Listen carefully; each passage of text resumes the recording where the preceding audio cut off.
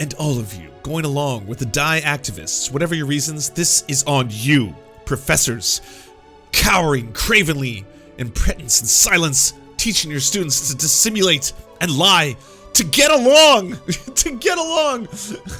How dare you get along with people of different races? We must fight. A civil war is coming, my brethren.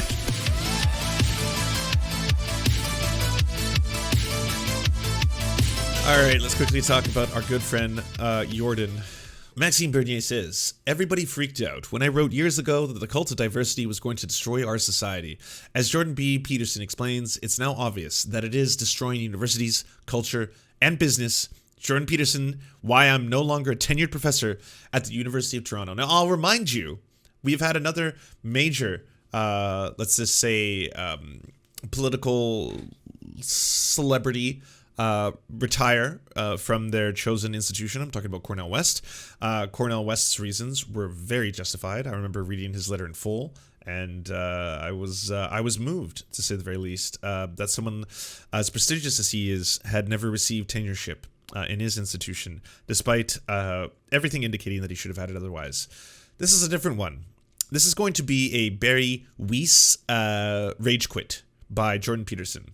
And the National Post, if you didn't know, in Canada, happens to be Canada's kind of like right-wing, far-right newspaper. And most publications in Canada, most newspapers are right-wing, but this one is not. It's not far-right. I shouldn't say that, but it is. It's not center-right. It's right-wing. It's conservative. So, anyways, he got to write this letter. So this is an article by Jordan Peterson, and I will read it in its entirety in his voice. I recently resigned from my position as a tenured professor at the University of Toronto.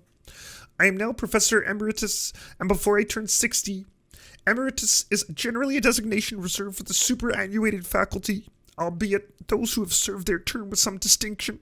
I had envisioned teaching and researching at the University of Toronto full-time until they hauled my skeleton out of my office. I love my job, and my students, undergraduates and graduates alike, were positively predisposed towards me, but that career path was not meant to be.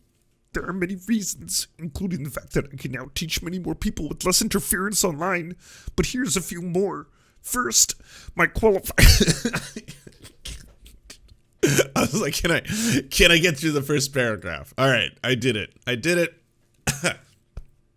And I'm going to change to my American accent now for the rest of it, okay? First, my qualified and supremely trained heterosexual white male graduate students, and I've had many... Already weird. This is just a really weird sentence. I know what you're doing, but it's still really weird. Supremely trained heterosexual white male graduates? There's no way you can't read this as bizarre. I'm sorry. I'm just objective. Like, as someone who is not a Jordan Peterson fan, to all the JP bros out there, this is weird, right? Can someone explain to me?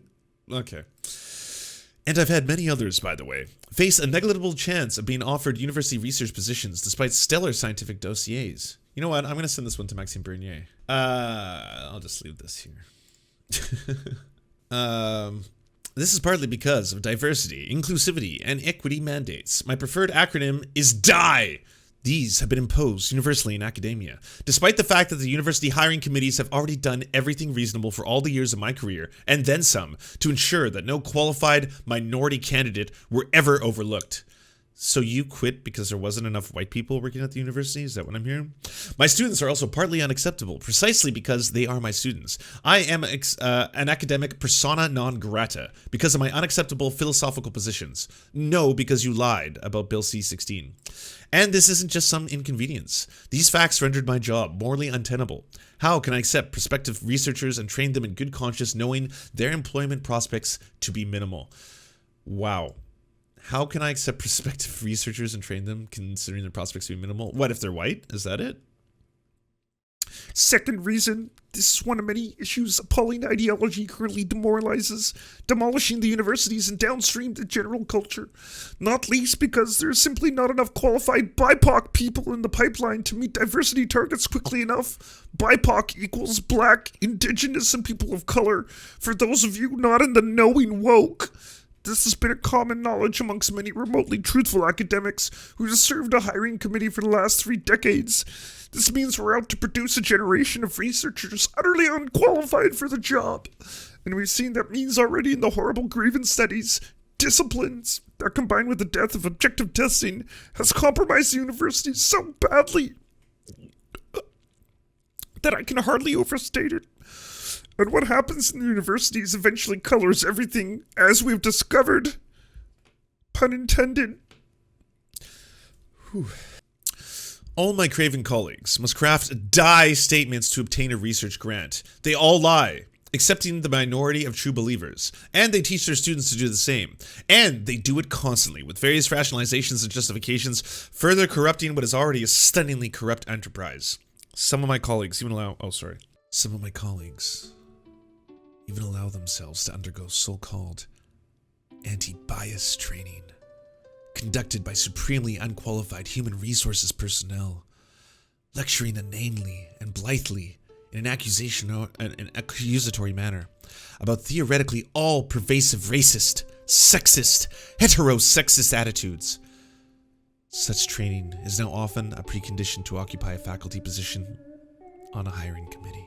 Need I point out that implicit attitudes cannot, by the definitions generated by those who have made a central point of our culture, be transformed by short-term explicit training. Assuming that those biases exist in the manner claimed, it is a very weak claim, and I'm speaking scientifically here. The implicit association test, the much vaunted IAT, which purports to objectively diagnose implicit bias, that's automatic racism and the like, is by no means powerful enough, valid and reliable enough to do what it purports to do. 2 of the original designers of that test, Anthony Greenwald and Brian Nosek, have said as much publicly. The third, Professor Mazarin, overtly leftist political agenda, as well as her embeddedness within a subdiscipline of psychology, social psychology, so corrupt that it denied the existence of left-wing authoritarianism for 6 decades after World War II.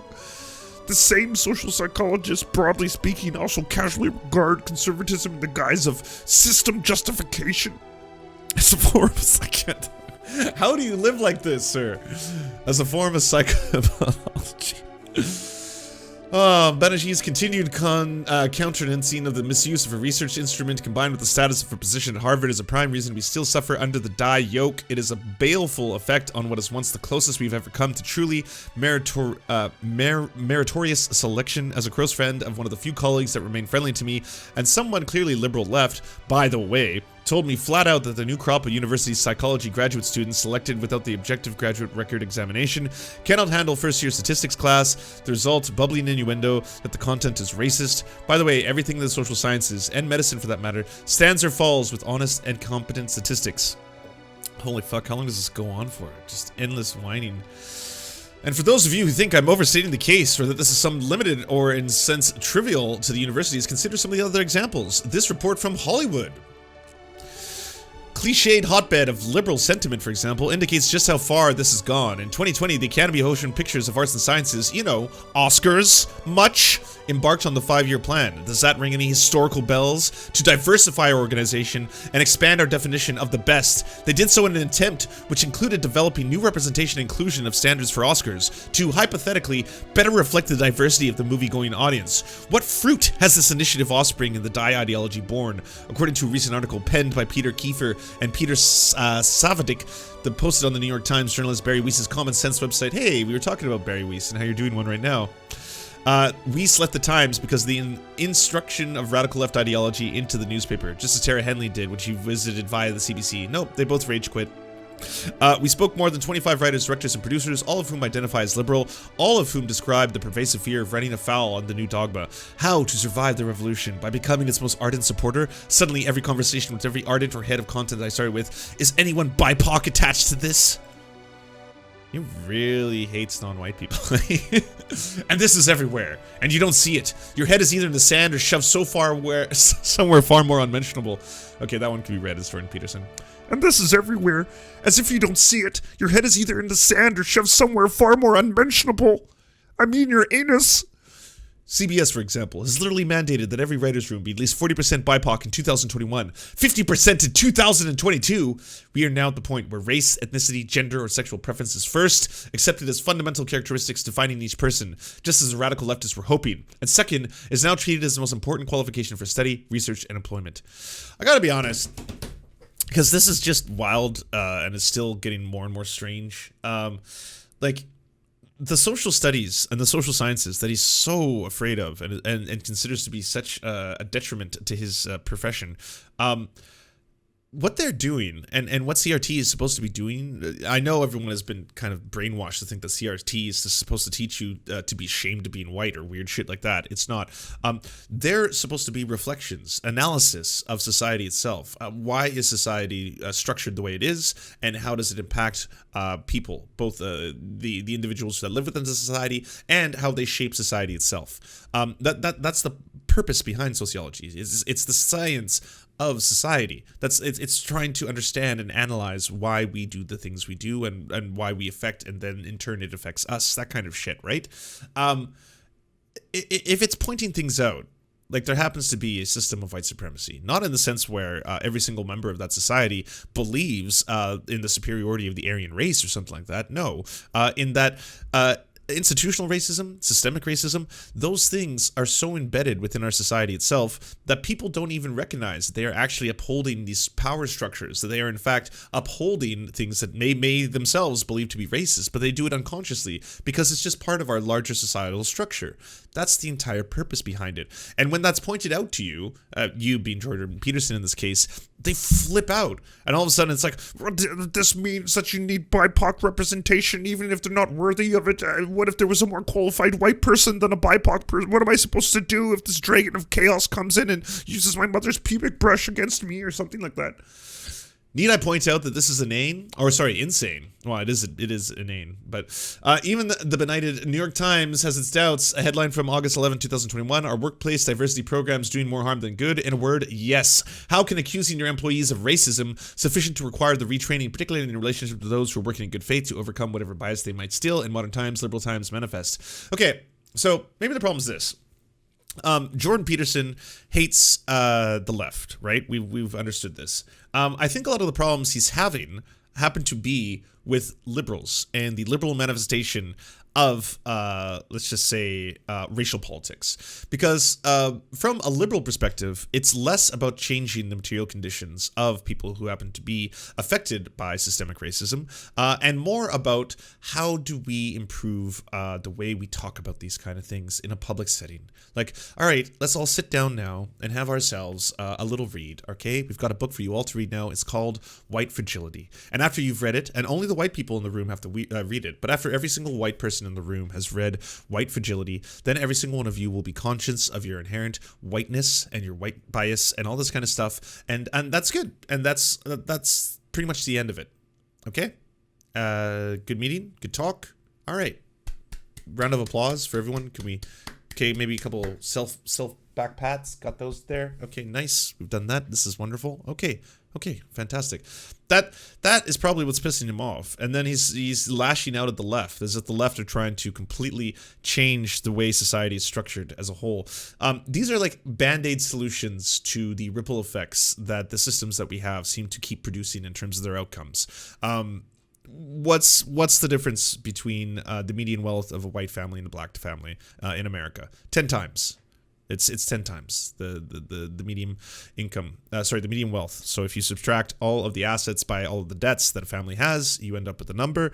That number on average between white people and black people is a difference to the magnitude of 10 times. So that's me directly speaking to the material conditions of two different groups that, again, are being isolated strictly on an artificial basis. It's not real. Race isn't real. None of that is real. Okay, so none of that matters. Race isn't real in terms of it actually being a biological determinant. It is real in the way society views people, though. It is real in the way people are treated. It is real that I will be treated differently when I leave my house because I am white than a person would leave their house if they are black. And again, because I am half indigenous, right? I do not look it, and so I don't get treated differently in any way, shape, or form. So this, for all intents and purposes, is a white person. Doesn't matter if my mother's Métis. Doesn't matter at all. Doesn't Doesn't matter if my dad was born in Santiago, Chile. Doesn't matter. When I leave the house, I'm treated as a white person by society broader, okay? We can talk about things in terms of their like little specific nuances and stuff like that, but that's what it really gets down to in terms of we're trying to analyze why people are treated differently in society and why we're getting these kind of outcomes. When you got someone like Charles Murray, who's like, okay, I gotta take a look at IQ, and then I've got to look at IQ, and then I've got to kind of do IQ groupings based on race, and then we're going to see what this shows. Well, it would appear that black people have lower IQs than white people, but I'm not making any broad racist statements by saying something like that. Well, I would turn towards a scientist like Stephen J. Glaude or Glued? Glaude. I think it's Glaude. Stephen J. Glaude, who had a great quote about that, who was like, this is not indicative of anything that is inherent to any one group because we know race doesn't exist. So this is not indicative of, hey, this one group is smarter than this other group. This is a real reflection of what the poverty and the education rates, the access to education, and the conditions of the people who live in those areas, those regions that you're pointing out.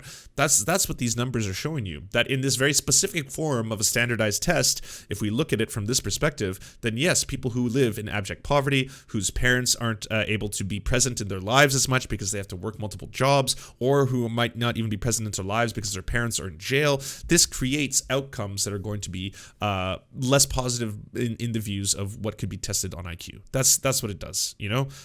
It's much better to listen to someone like Stephen J. Gould than it is to listen to Charles Murray and the fucking bell curve. Like, racist ass book is true, okay? Passing privilege, hell yeah. That's something that should be acknowledged, all right? But anyways, Jordan Peterson is fucking infuriated by this to the point that he just rage quit from his tenureship. And if you think die is bad, wait until you get a load of environmental, social, and government scores purporting to assess corporate moral responsibility. These scores, which can be dramatically affect an enterprise's financial viability, are nothing less than the equivalent of China's damnable social credit system applied to the entrepreneurial and financial world. CEOs, what in the world is wrong with you? Can you not see that the ideologues who pass such appalling nonsense are driven by the agenda that is not only absolutely antithetical to your free market enterprise as such, but precisely targeting at the freedoms that you made your success possible? Can't you see that by going along sheep-like, just as the professors are doing, that the artists and writers are doing, that you are generating a veritable fifth column within your business? Are you really so blind, cowed, and cowardly of your so-called privilege? Jesus, this goes on for fucking ever. Okay, let's get to the very end of it. Okay, one more time for the people in the back. This, I believe, should call to mind some of what we are witnessing now. Look at what is happening in a number of Western countries. We are amazed to see the domestic practices which we unfortunately have left, I hope, in the distant past. The fight for equality and against discrimination has turned into an aggressive dogmatism bordering on absurdity. When the work of great authors in the past, such as Shakespeare, you've heard of him, I hope, are no longer taught in schools or universities because their ideas are believed to be backwards. The classics are declared backwards and ignorant. I just want to say the N-word. Why won't you let me say the N-word? This is even worse than the agitprop department of the Central Committee of the Communist Party of the Soviet Union. That's right, Mike from PA, I'm calling you out too. This from the head of the former Totalian enterprise, against whom we have fought a decades-long Cold War, risking the entire planet in a very real manner. This from the head of a country riven in a literal genocidal manner by the ideas that Putin himself attributes to the progressives in the West, the generally accepted audience of his once twice shyness. Goddamn throat. I don't know how you live like this. Oof. All right, last sentence, or paragraph, sorry. And all of you, going along with the die activists, whatever your reasons, this is on you, professors, cowering cravenly in pretense and silence, teaching your students to dissimulate and lie, to get along, to get along. How dare you get along with people of different races? We must fight. A civil war is coming, my brethren. As the walls crumble for shame. CEOs signaling a virtue you don't possess and shouldn't want to please a minority who literally live their lives by displeasure. You're evil capitalists after all, and you should be proud of it. At the moment I can't tell if you're more reprehensibly timid even than the professors. Why the hell don't you banish the human resources die upstarts back to more appropriately named personnel departments? Stop them for interfering with the psyches of you and your employees, and be done with it. Musicians, artists, writers, stop bending your scared and meritorious art to demands of the propagandists before you fatally betray the spirit of your own institution. Stop censoring your thought. Stop saying you will hire for your orchestral and theatrical production for any reason other than talent and excellence. That's all you have. That's all any of us have. He who sows the wind will reap the whirlwind, and the wind is rising.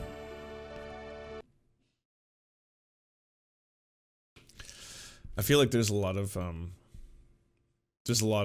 things I should take screenshots of and post in a tweet. I don't know if people understand how wild this actually was. So, yeah, I guess Jordan Peterson is no longer a tenured professor at the University of Toronto by his own doing. He's backing out. He cannot stand the wokeness of the institution and the hiring policies of the institution. He no longer wants to have to deal with non-white people getting promotions or being part of research teams. He would prefer if his students were all white, I guess. That's pretty much it. So, yeah. Do you enjoy the Serfs but prefer not to have to use your eyeballs? Many are saying this. Well, we've got the solution for you. It's the Serf Times in podcast form, available on most major podcasting networks now. If you enjoy it, please consider leaving a good review and feedback because it really helps the show out, apparently, and it's free, just like the podcast. To our gods, Xander Corvus and Peyton L. Just, we beseech thee to smite down our enemies.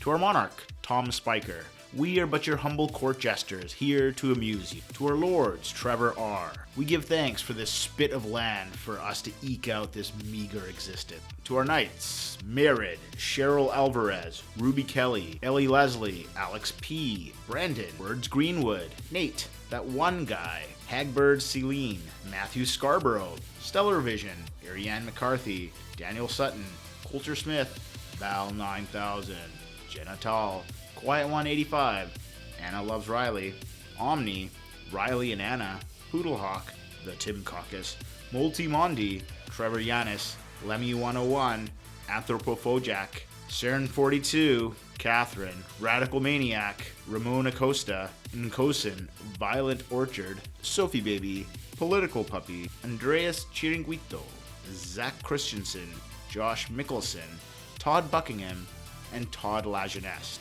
We raise our flag in a veil, and we salute you, our friends.